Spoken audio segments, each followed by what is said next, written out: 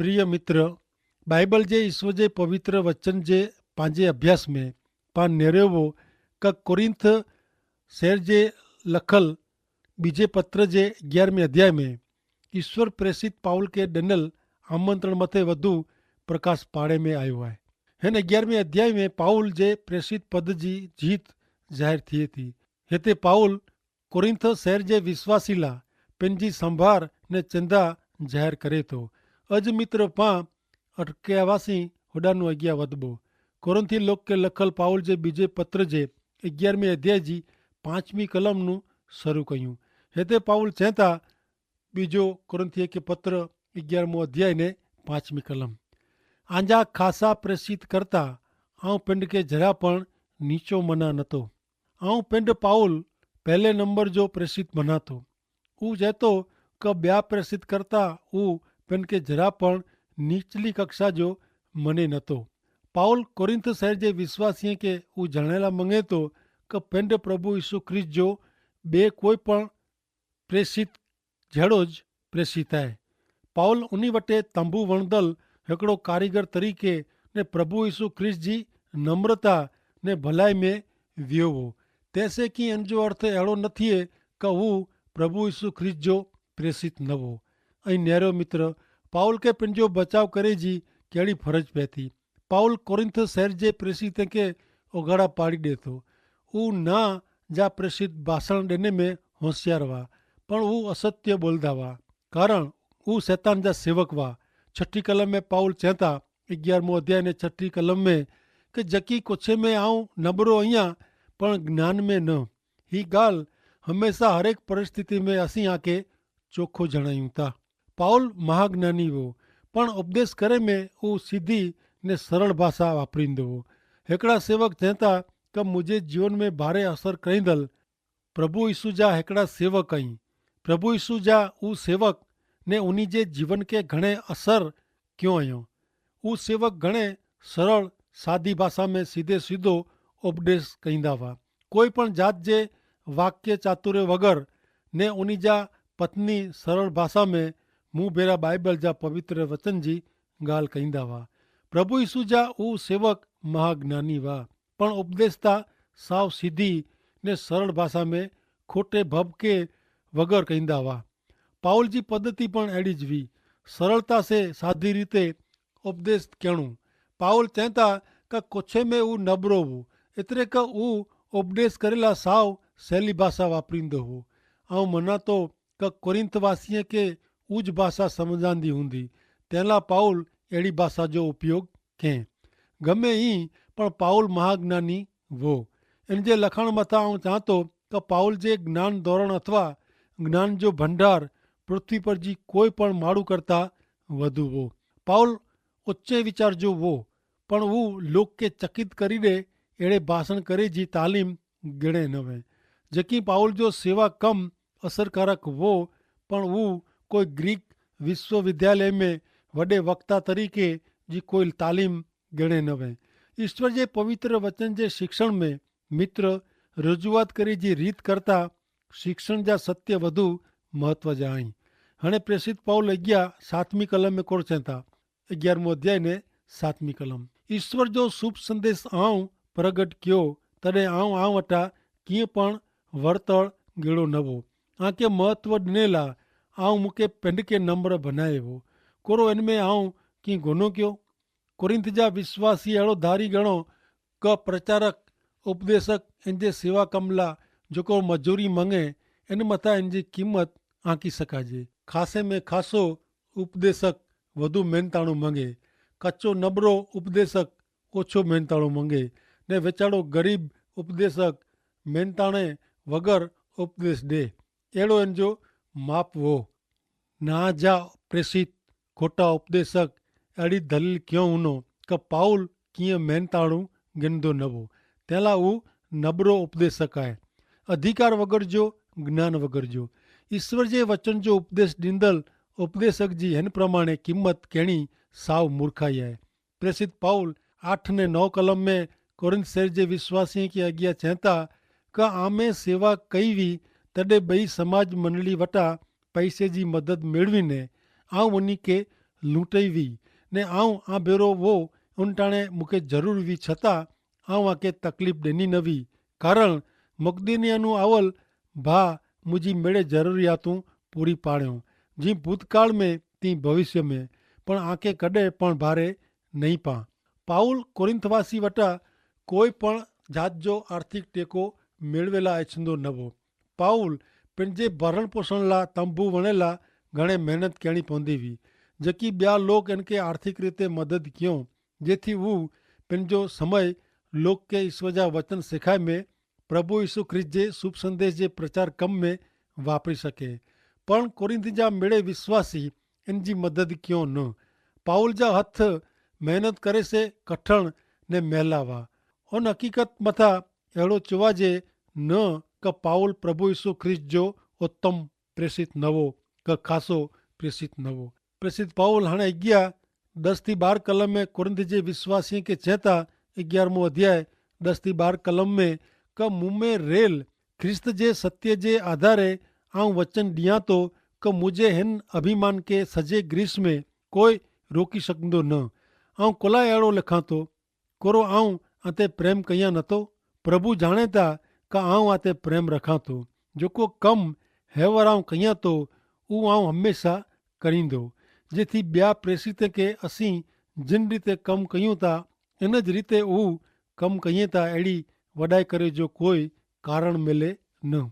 पाउल चवंदा का उहो अभिमान करे थो, कारण उहो सत्य आहे ने उन लोग जी इनके चिंता पण आहे।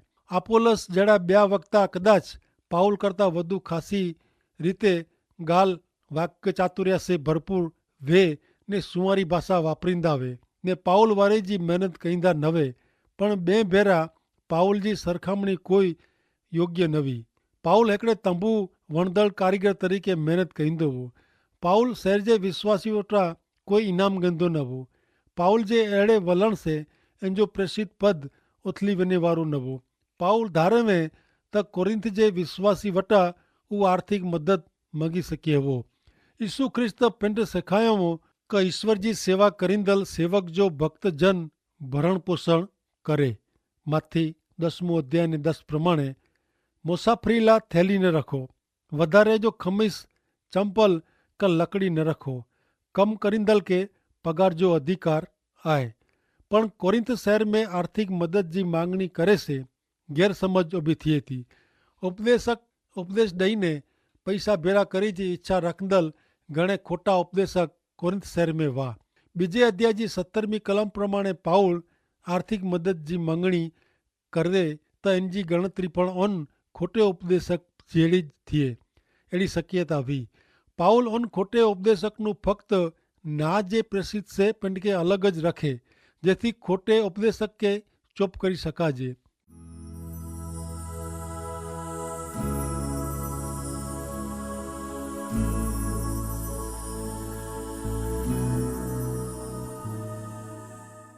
भले हाणे पाण अॻियां नेरियूं 11वें अध्याय जी 13वीं ने 14वीं कलम। हू सच्चा प्रेषित नहीं, पण हू बनावटी प्रेषित आहीं। हू पंहिंजे कम विषय खोटो कोसनि था ने ख्रिस्त जा सच्चा प्रेषित आहीं अहिड़ो ॾेखाव कईं था। इनमें कीअं नवाई न आहे, कारण शैतान पण प्रकाश जे दूत तरीक़े ॾेखाव करे थो। कोरिंथ शहर में हालत अहिड़ी हुई क केतिराक लोग यीशु ख्रिस्त उन खे पंहिंजा प्रेषित न बनायो छतां पिंड यीशु ख्रिस्त जा प्रेषित तरीक़े जो दावो कईंदा हुआ। उहे लोग बनावटी प्रेषित हुआ। हक़ीक़त में त हू शैतान जा सेवक हुआ। लोग मञे था क शैतान जो त्रिजी विना जे अहिड़ो स्वरूप आहे। मथे ते सिंग वें, कन चामाचिड़िया जहिड़ा वें, पग में खरी वे, अहिड़ो द्रा लॻे अहिड़ो स्वरूप। इन प्रकार जो वीचार ग्रीक जे काल्पनिक देव पान मथां उतरी आयो आहे। उन पान नाव जे देव के अधु जनावर जहिड़ो वताए में आयो आहे ने डायोनिसस तरीक़े इन जी पूजा अर्चना करे में अचे थी।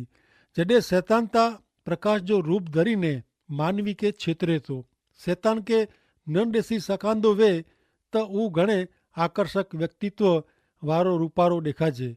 पाउल 15वीं कलम में उहा हक़ीक़त जणाईं था। नेरियो ॿिजो कुरिन्थियुनि खे लिखल पत्र 11 अध्याय ने 15वीं कलम में कोरो चवनि था, तंहिं लाइ इंजा सच्चा सेवक बने जो ढोंग करे तो वो की नवाई जहिड़ी ॻाल्हि आहे न। जहिड़ा उन जा कम अहिड़ो उन जो अंत पण थींदो। शैतान खे सेवक ऐं हू ॻाल्हि धरा लॻे अहिड़ी आहे। इन ॻाल्हि से धरा पाण लॻे थो अने पाण ध्रुबी वञो था। जी शैतान प्रकाश जे दूत जो रूप धारण करे थो, तीअं इन जा सेवक न्यायपणे जो, पवित्रता जो, सचाई जो वेश धारण कईं था। हू घणे आकर्षक वें था।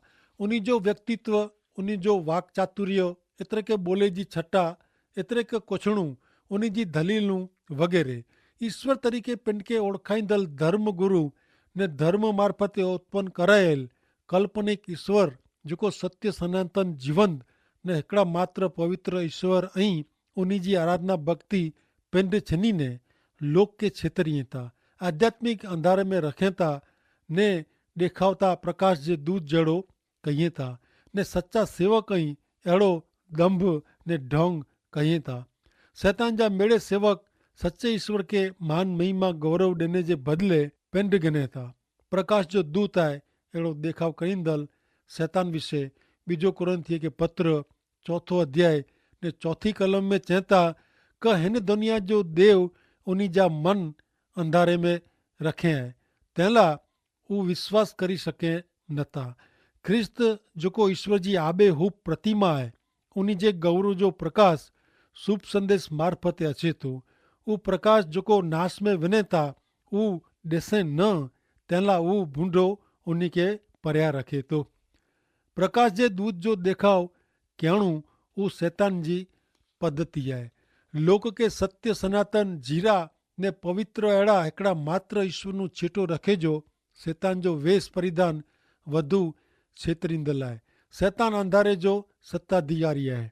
एफएसी 6 अध्याय ने 12 कलम में लिखियलु आहे कि पाण मानवी विरुद्ध लड़ाई कयूं नथा, पण स्वर्गीय दुनिया में जेको बूंदी सत्ता आहे, एतिरे अधिकारी अधिपति ने अंधकार जी शक्ति उन सामने लड़ूं था।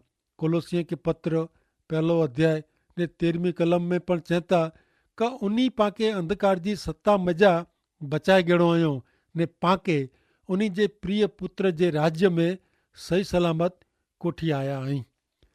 तंहिं छतां शैतान प्रकाश जे दूत जो वेश धारण करे थो। लोक के छेतरेला सच्चे ईश्वर नूं छेटो रखेला। याद रखो मित्र, शैतान ने इन जा सेवक आकर्षक खासा ने नैतिक ॾेखाव करी पाण छेतरी सघनि था। घणे बोरा माण्हू इन रीते छेतराए वञे था। पाण कोई माण्हू जे बारे में ॾेखावनूं क इन जे पहिरवेश मथां इन जी धार्मिकता से, क इन जी दलील, क ॿोली जी छटा से, इन जी नैतिकता ने इन जे व्यक्तित्व जे आकर्षण से छेतरा जो न इन जी संभाल रखणी घणे ज़रूरी आहे। छेतरा जो न तंहिं लाइ पाण 3 सवाल हमेशह यादि रखीने मन में ने मन में पुछणु खपे। पहलो सवाल, धार्मिक शिक्षण का उपदेश कोरो बाइबल जे ईश्वर वचन प्रमाणे आहे क न। प्रेरित जा कम 17 अध्याय ने 11 प्रमाणे चवनि था क थेसालोनिका जे लोक करता बेरिया जा लोक खुले मन जा हुआ। हू घणे चित से संदेशो सुणंदा हुआ ने पाउल जेको चवंदा हुआ उहो खरेखर सचो आहे की क हू सुणेला धर्मशास्त्र जो रोज़ अभ्यास कईंदा हुआ। ॿियो सवाल, धर्म जो शिक्षण ॾींदड़ गुरु अथवा उपदेशक यीशु ख्रिस्त के ईश्वर तरीक़े क़बूल कईं था। यीशु ख्रिस्त जेको हिन पृथ्वी ते मानवी के इन जे पाप में जा उगारेला आया। 1 योहान 4 अध्याय ने तंहिंजी पहली 3 कलम में लिखियलु आहे क मुंहिंजा प्रिय भाउ, पिंड वटे पवित्र आत्मा आहे अहिड़ो दावो करींदड़ मीणी जो विश्वास न करियो, पण उन वटे आवल आत्मा ईश्वर वटां आहे क न इन जी परीक्षा करियो। कारण दुनिया में घणे खोटा संदेशवाहक ने उपदेशक उभा थिया आहिनि। ईश्वर जे पवित्र आत्मा जी ख़बर हिन रीते पवंदी। यीशु ख्रिस्त मानव देह में आया हुआ, अहिड़ो जेको क़बूल कईं था इन वटे ईश्वर जो आत्मा आहे। पण जेको यीशु ख्रिस्त जी हिन ॻाल्हि जो नकार करे थो, इन वटे ईश्वर वटां आवल पवित्र आत्मा न आहे। हिन जे प्रकार जो आत्मा त ख्रिस्त जे दुश्मन वटां आवल आहे ऐं सोयो आहियो क हू अचींदो ने हेवर दुनिया में आहे। 3 सवाल, धर्म जो शिक्षण ॾींदड़ गुरु अथवा उपदेशक जो जीवन बाइबल जे ईश्वर जे वचन प्रमाणे आहे क न।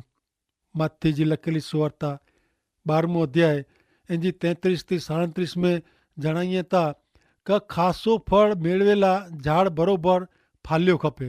જો ઝાડ બરોબર ફાલ્યો ફોલ્યો ન વે त जो फल ख़राब अचींदो, कारण फल जी जात माता झाड़ कहिड़ो आहे इन जी ख़बर पए थी। ओ सप जा वंश, ऐं तव्हां बूढ़ा आहियो त पोइ ऐं किन रीते ख़ासी ॻाल्हि करी सघो, कारण जेको मन में आहे उज मुंहं में जा ॿाहिरां अचे थो। ख़ासो माण्हू पंहिंजे ख़ासे खजाने में जा ख़ासी ॻाल्हि ॿाहिरि कढे थो, पण बूढ़ो माण्हू पंहिंजे ख़राब खजाने में जा ख़राब वस्तु ॿाहिरां कढे थो। आके चां थो न्याय जे ॾींहुं हरेक नकामे शब्द जो आके जवाबु ॾियणो पवंदो, कारण आंजे शब्द मार्फते ज आंजो न्याय थींदो ने उज आके निर्दोष का दोषित ज़ाहिर कईंदो। भले मित्र, हाणे प्रभु यीशु ख्रिस्त जे प्रेसित तरीक़े पाउल जी जेको लाइक़त आहे इन विषय पां थोरो नेरियूं। पहली बाबत, पाउल जी प्रेसित तरीक़े जी निमणूक ईश्वर कयो हो। 1 अध्याय 1 कलम ने 21 कलम प्रमाणे, 4 अध्याय ने 1 कलम प्रमाणे। बई बाबत, सत्य बोलदो वो, 1 अध्याय 18 कलम ने 4 अध्याय जी 2 कलम प्रमाणे। 3 बाबत, पाउल पवित्रता में प्रमाणिकपणे कम कंदो हो ने कोरिंथ जे लोक साथे जे व्यवहार में ऊ ईश्वर ते आधार रखंदो हो, 1 अध्याय ने 12 कलम प्रमाणे। 4 बाबत, पाउल पंहिंजे पत्र में निखालसता से सीधे सीधी चोखी बाबत लिखे है, गोड़ गोड़ न, 1 अध्याय 13 ने 14 कलम प्रमाणे। 5 बाबत, पाउल जे हृदय में ईश्वर जो पवित्र आत्मा आंतर निवास कंदो हो, 1 अध्याय 22 कलम प्रमाणे। 6 बाबत, पाउल कोरिंथ जे विश्वासी के प्रेम कंदो हो ने उन्हनि जी संभाल रखंदो हो, 2 अध्याय 4 कलम प्रमाणे। ने 6 अध्याय जी 11 कलम ने 11 अध्याय ने 11 कलम प्रमाणे। 7 बाबत, पाउल प्रमाणिकता से ने ईश्वर की शक्ति से उपदेश कंदो हो, 2 अध्याय 17 कलम प्रमाणे। 8 बाबत, पाउल कोरिंथवासीअ में सेवा कम कंहिं ने उन्हीं जा जीवन बदली वेंदे, 3 अध्याय 2 ने 3 कलम प्रमाणे। पाउल विश्वासी वटे नमूने रूप जीवन जीवियो, 3 अध्याय 4 कलम ने 12 अध्याय जी 6 कलम प्रमाणे। 10 बाबत, पाउल हिम्मत हारियो न, 4 अध्याय 1 ने 16 कलम प्रमाणे।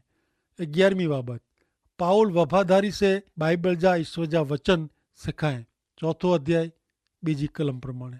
12 बाबत, पाउल पंहिंजे उपदेश में यीशु ख्रिस्त के नज़र में रखें, 4 अध्याय 5 कलम प्रमाणे। 13 बाबत, पाउल प्रभु यीशु ख्रिस्त जे शुभ संदेश जे प्रचार ला डोख ने जुलम सहन कं, 4 अध्याय 8 થી 12 कलम, 6 अध्याय 4 कलम, 5 अध्याय 9 ने 10 कलम प्रमाणे। 14 बाबत, पाउल यीशु ख्रिस्त जो प्रतिनिधि वो, एलची वो, जंहिंखे यीशु ख्रिस्त जे शुभ संदेश जो प्रचार करेला ईश्वर आमंत्रण ॾिनो हो, 5 अध्याय जी 18 થી 20 कलम प्रमाणे। 15 बाबत, पाउल हमेशा ईश्वर के वफादार रहियो, 6 अध्याय जी 8 कलम प्रमाणे। 16 बाबत, पाउल कॾहिं पण भ्रष्टाचार कंहिं न, क ॿियनि गैरलाभ ॻणे न, 7 अध्याय जी 2 कलम, 11 अध्याय जी 7 થી 9 कलम प्रमाणे। 17 बाबत, पाउल कोरिंथ जे विश्वासी जो ॾिनल फंडफाड़ो वफादारी से भूल गुने वाक वगर ने काळजी से यरूशलेम जे विश्वासी के पहुंचाए, 8 अध्याय जी 20 ने 21 कलम प्रमाणे। 18 बाबत, पाउल ईश्वर जे सेवा कम में ईश्वर जे आत्मिक शस्त्र जो उपयोग कंहिं इन जा पंहिंजा न, 10 अध्याय जी 1 થી 6 कलम प्रमाणे। 19 बाबत, यीशु ख्रिस्त में अभिमान कंदो वो, पिंड में न, 10 अध्याय जी 12 ने 13 कलम प्रमाणे। 20 बाबत, ईश्वर जो सौंपल सेवा कम पूरो करेला पाउल डोख सहन कंहिं ने खतरा सहन कंहिं, 11મો અધ્યાય 23થી 33 કલમ પ્રમાણે. ઈશ્વર પિતા કે સંભાળી રખ્યો, આશીર્વાદ દ્યો. આમીન.